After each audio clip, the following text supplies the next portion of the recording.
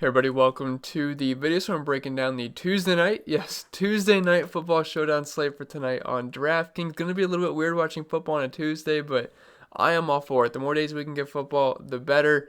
And it should be a pretty good game. We got a 53-point over-under. You got Josh Allen, who's been amazing so far this season for fantasy purposes. You got Derrick Henry, who's always fun to watch. You got potentially A.J. Brown. You got Stephon Diggs and some other guys as well. So it should be a pretty solid game. And I'm looking forward to it. I'm sure you guys are as well. But before we continue, as always, if you guys could just leave a like, and if you're new to the channel, consider hitting the subscribe button. It really helps me out, and I really do appreciate that. I will be here all season long trying to help you guys become better NFL DFS players.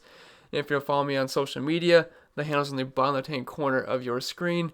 And if you miss more content over on Patreon, that's always much appreciated. You get access into the entire NFL DFS data sheet, hop into the Discord chat, and there's some other cool stuff on there as well. So links down below for that if you're interested. If not, that's fine. Let's just dive into tonight's slate. And as always, we'll start with the quarterback position. And up top, we have Josh Allen at a massive $13,000 price tag. He's $19,500 in the captain spot. He's obviously the best play on the slate. He has not had a bad game yet this season. He's just continually having huge games. If we're looking at his game log, 25, 36, 37, and 33. He's getting it done on the ground and through the air as well. And if you're looking at his numbers so far this season, 322 passing yards per game, 3 passing touchdowns per game, 9 yards per attempt, a 70% completion percentage. Not running the ball a ton. Now, week 1, he had 14 rushing attempts, and then it has dipped each and every single week. But he's still getting us rushing touchdowns, and he's actually at nearly a rushing touchdown per game so far. He's got a 122 QBR rating.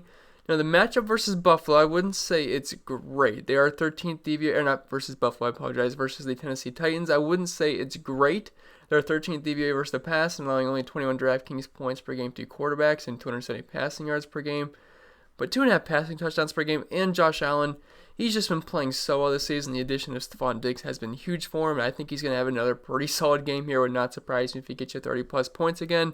It's just the only concern I have is he going to pay off a $19,000 500 price tag? Because that is a lot of money. I mean, he is the best play in the slate. I don't think you can really fade him. If you're building a whole bunch of lineups, yeah, you're going to make some lineups without him. But if you're building one lineup, I think he, at the very least, he should be in your flex spot. You can make a case for him in your captain spot. But man, nearly $20,000 is a lot of money to pay. So if you want to go with the cheaper option there, with maybe one of his patch catchers and Stephon Diggs or something like that, I totally get it. Or maybe an A.J. Brown on the Tennessee Titans or a Derrick Henry, because that's a lot of money in the captain spot. But overall, he's the best play on the slate. And at the very least, he should be in your flex spot. Then dropping down to Ryan Tannehill, 9,800. So I like Ryan Tannehill because of that price tag. But man, he's losing quite a few options here in Adam Humphries and Corey Davis, and also A.J. Brown is questionable. I'm assuming he's going to play. He did get a practice in. And obviously, if A.J. Brown plays, that's going to be a boost for Ryan Tannehill. A.J. Brown has only played one game so far this season, but we saw how good of a connection they had at the end of last year. And it also looks like Tre'Davious White's not going to be playing for Buffalo, which is a huge loss for that secondary, and that's a major boost for Ryan Tannehill throwing the ball to A.J. Brown. And I like this price tag of 9,800. If you're looking at how Buffalo's done versus the air this season, 17th DVOA, so it's pretty much bottom half, very close to just mid-pack. And allowing 24 DraftKings points per game to quarterbacks and nearly 300 passing yards per game as well. So Ryan Tannehill, for the price point, I think he is definitely a viable play. It shows, I think his upside is a bit capped here. This is a team that likes to run the ball with Derrick Henry, and I would assume their game plan is going to be run the ball with Derrick Henry as much as possible and keep the ball out of Josh Allen's hands. And I think that would kind of be the route Tennessee would take to try and win this game. They're only 3.5-point dogs here, so I'm not really worried about the Titans falling too far behind here and Henry being an afterthought, which that's not going to be their game plan. So Tannehill only $9,800. I like the play. It's just if A.J. Brown happens to be out, I mean, Ryan Tannehill's going to be throwing to some not so great options. So we're going to have to keep our eyes posted or our eyes peeled for the A.J. Brown news, but I do assume that he plays, and if he does, I think Ryan Tannehill $9,800 is viable. And then moving on to the running back position, we have 3 clear options here that are usable: Derrick Henry, Devin Singletary, and Zach Moss. Now, Zach Moss is questionable for this game, but it does sound like he's going to be back. And if he is back, I think he will be. It just kind of muddies the waters here for Singletary and Zach Moss. which is never fun having to pick between a split backfield, but I would assume the majority of that will go to Devin Singletary. He's been pretty solid the past couple of weeks without Zach Moss. But before we get carried away, let's talk about Derrick Henry up top at 11,000. He is one of the better plays on the slate. He's going to get you around 30 touches, which if you're going to get 30 touches, close or at least close to it on a showdown slate, you should definitely have interest in that player. And if you're looking at his numbers this season, now keep in mind they've only played 3 games, but still nearly 30 rushing attempts per game, 106 rushing yards per game, and 2.5 targets per game, which is actually not that bad. If Derrick Henry can get us a couple of catches per game, that's going to boost his floor a little bit. And we know the exceptional touchdown potential that Derrick Henry poses anytime they get to the goal line. He can also break a big play as well. He's not just relying on getting a couple of goal line carries. He is definitely capable of wearing a defense out and busting a long play. And if we look at how Buffalo has done versus the run this season, not that great. They're 20th DVA versus the run, allowing 22.2 DraftKings points per game to the position. Only 83 rushing yards per game, less than a rushing touchdown per game. But it is Derrick Henry. He's one of the best running backs in the entire league. And it's very hard to tackle this guy for an entire game. Like, yeah, at the beginning, the defense is still a bit fresh, but this guy can wear a defense down. It only gets harder to tackle him as the game goes on. So Derrick Henry, it's easy to say, but he is a very good play. It's just, man, if you're playing Josh Allen and you're playing Derrick Henry, that's a lot of money. It's 11,000 and that's 13,000. There's some other really good plays on this slate as well. A.J. Brown, I think, is around $8,000. Stephon Diggs is pretty expensive. Jonnu Smith, if A.J. Brown happens to sit out, he's nearly $7,500. So you can't just play all the super good guys. You're going to have to leave a couple of these guys out. But Derrick Henry, if you're going to give me 20, 30 touches, that's very valuable on a showdown slate. So he'd definitely be one of the more priority plays with Josh Allen on this slate if you are spending up, which you should spend up for at least one of those guys.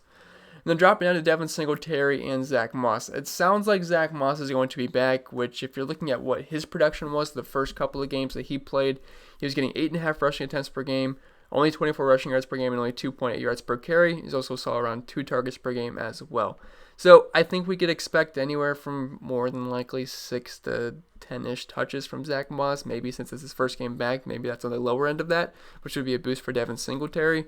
But I do like Singletary. He is 8,000. I feel like if Zach Moss is indeed back, that's going to just lower a little bit of Singletary's ownership, which is fine because he's going to be the RB1 in this offense. And if you're looking at his numbers this season, 12.5 rushing attempts per game. But what I like the most is he is involved in the passing game quite a bit, with nearly 5.5 targets per game, 4 catches per game, 30 receiving yards per game, and a 14.5% target share in this offense with a 22% weighted opportunity share. Now, if you're looking at how Tennessee's done versus the run this season, again, it is only a 3-game sample size, but over 31 DraftKings points per game to the position, 140 rushing yards per game, a rushing touchdown per game, and I don't know if I said it already, but they are 22nd DVA versus the run. So Devin Singletary, even if Zach Moss is back, I think he is a solid play. It's just that Zach Moss does limit his upside a little bit. Then Zach Moss I kind of already touched on. Then after that, you really can't play any of these guys. Evans might see a couple of touches here and there, but it's just nothing you can really bank on, especially for $1,000. So there's really only 3 guys that I think are really viable here, and that's Derrick Henry, Singletary, and Zach Moss. And if Zach Moss is out, it's pretty much just Derrick Henry and Devin Singletary for the most part. So then we move on to the wide receiver position. And we'll start all the way at top with Stephon Diggs at 10,600. That's why I said you guys are going to have to pick and choose which ones you want to spend all the way up for, because you run out of salary pretty quick. Like I have my phone right here, so I'll just plug in the 3 most expensive guys: Josh Allen, Derrick Henry, and Stephon Diggs. That leaves us with only $2,900 remaining, which, yeah, maybe we could use a couple of these cheap guys like Isaiah McKenzie for $800. There's a Tyler Kroft for $2,000 if he catches a random touchdown, but it gets gross pretty quick. If some guys are ruled out in this game that are questionable, we'll have some value pop up. For as of right now, though, it's going to be pretty hard to just fit all these guys you want in. And actually, I put Josh Allen in the captain spot when I said that, so if I take him out of the captain spot, that leaves us 5,100 remaining, which is not, it's still not great, but it's not that bad. And that's definitely more doable than only $2,900 left. So if you take Josh Allen out of the captain spot, it does get a lot softer, and you could still make a decent lineup. So it might not be the hardest thing in the world to do it, but have to keep our eyes peeled for some injury news and things like that. But anyway, Stephon Diggs, he's having a very good season so far, but Josh Allen, if you're looking at his numbers so far, nearly 9 targets per game, a 24% target share in this offense, 36% market share of the team's air yards, 61% weighted opportunity share, and around 100 receiving yards per game. So Stephon Diggs, he's been very, very good so far. And if you're looking at how Tennessee's done versus the pass, 13th DVA versus the pass, but allowing nearly 40 DraftKings points per game to wide receivers and 182 receiving yards per game.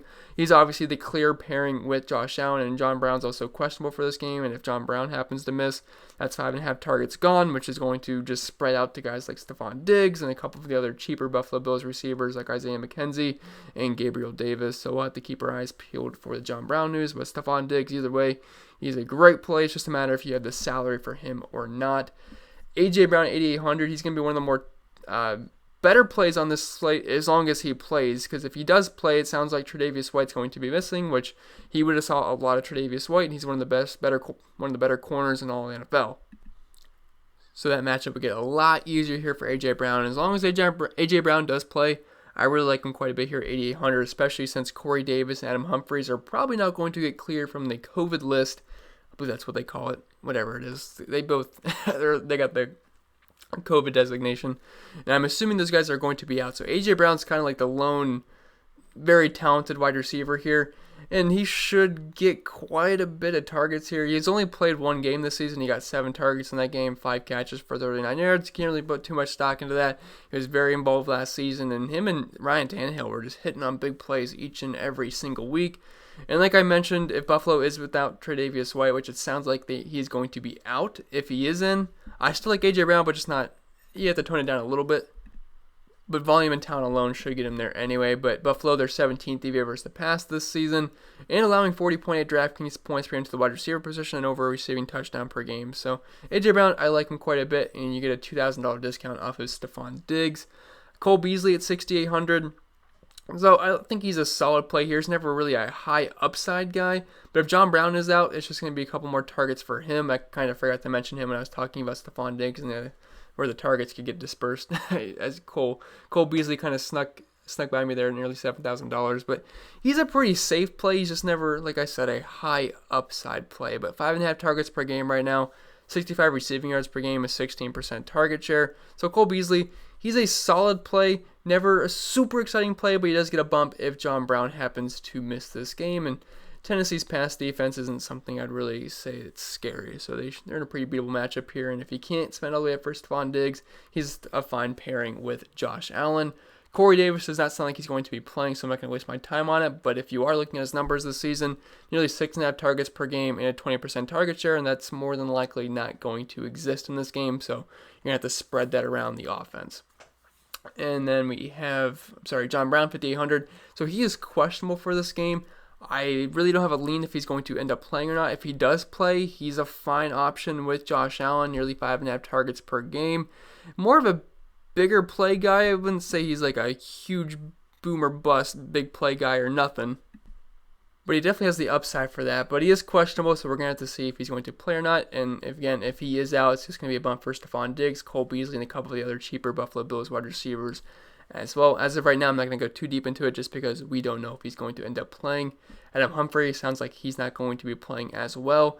Now, Raymond here at 4,800. Since Corey Davis and Adam Humphries are more than likely going to be out for this game, Raymond steps in as the wide receiver 2 on this offense. And his last game he played, it was actually a very, very good game. Now, he only had 3 targets, and he caught all 3 of them for 118 yards, which was fantastic. We can't expect that every single week.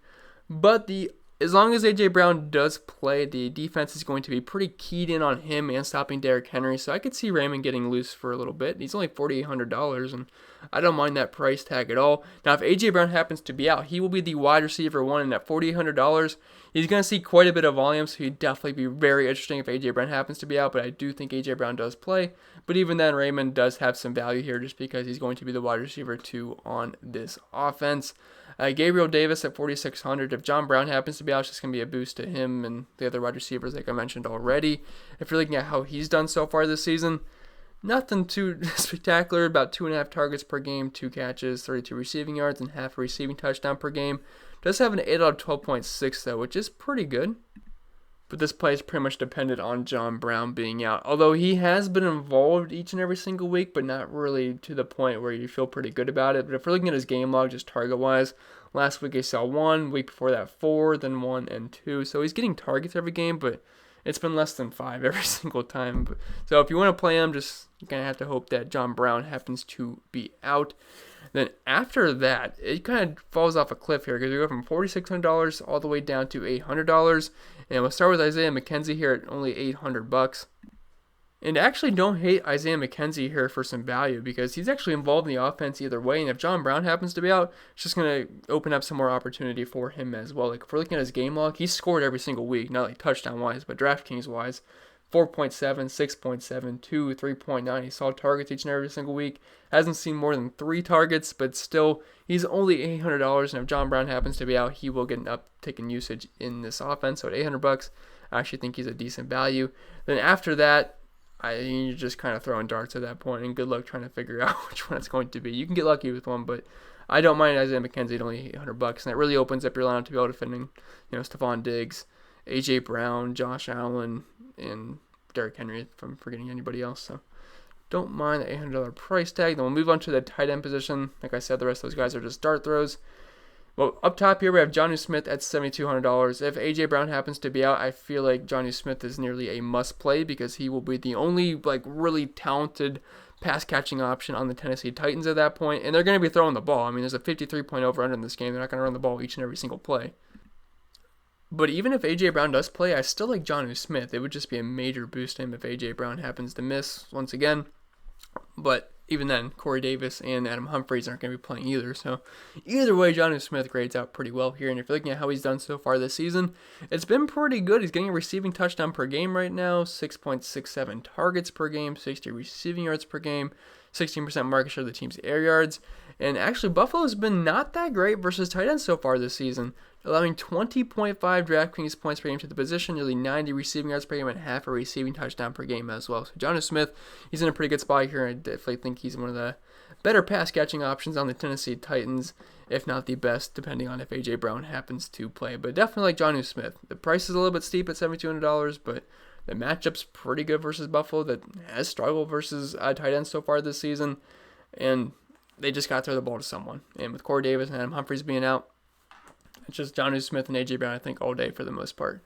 Then Dawson Knox and Tyler Kroft, you're just kind of hoping these guys catch a touchdown. They're both not going to see a lot of volume. If you're looking at their numbers this season, 3 targets per game for Dawson Knox, 2 targets per game for Tyler Kroft. Obviously, if you could pick one and salary didn't exist or wasn't a factor, I would say Dawson Knox over Tyler Kroft, but you're kind of throwing darts here. I mean, Knox has more upside, but both these guys could catch a random touchdown and pay off. Kroft currently actually has a higher ADOT than Dawson Knox and a little bit more air yards, but again, you're just splitting hairs there, and you're pretty much hoping one of those guys happens to find the end zone. Even Lee Smith, he's at $400. He caught a touchdown so far this season, but he wasn't even active last week since Dawson Knox was there and Tyler Kroft. So I really wouldn't go below Tyler Kroft here at the tight end position. And then moving on to the defenses, I'm not really too interested in either of the defenses here. We have a pretty high over-under 53. And I mean, the Bills overall have a pretty solid defense. The Titans have the weaker defense. But if Tre'Davious White is out for the Bills, that's just going to be a blow for them. And I still like some guys on the Titans offense. So wouldn't say I'm in love with either of these. And I don't really want to use the Titans defense versus Josh Allen and Stephon Diggs. I guess at their price point, they could be a decent contrarian play at home. But I have a hard time seeing them be able to stop Josh Allen to a degree where they really pay off too much. So the defenses really aren't too in play for me. If A.J. Brown happens to miss this game for the Tennessee Titans, I think the Bills defense could still end up having a decent game because all they really got to do is stop Derrick Henry at that point, and they can just sell it to do that.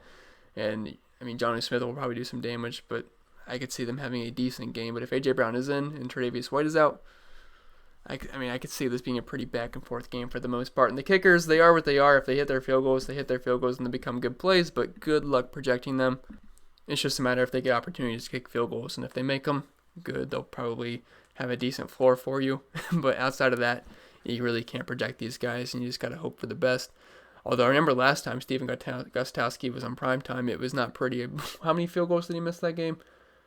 Didn't he miss like 3 and a couple of extra points? It was absolutely horrendous. He's been fine after that, but man, that was an ugly start to the season for Stephen Gostkowski for sure. Although he did end up hitting the game winner. But again, kickers are what they are. But that's going to be it for this video, guys. I hope it was helpful. If it was, make sure you leave a like. And if you're new to the channel, consider the subscribe button. It really helps me out. I really do appreciate that. And just hope for no positive tests because I want to see this game played. Although they've been good for a couple of days now. So hoping for the best. If you guys want to follow me on social media, feel free to do that. My handle is in the bottom left-hand corner of your screen. If you want to support the content over on Patreon, that is always much appreciated. And I'll see you guys in the next video.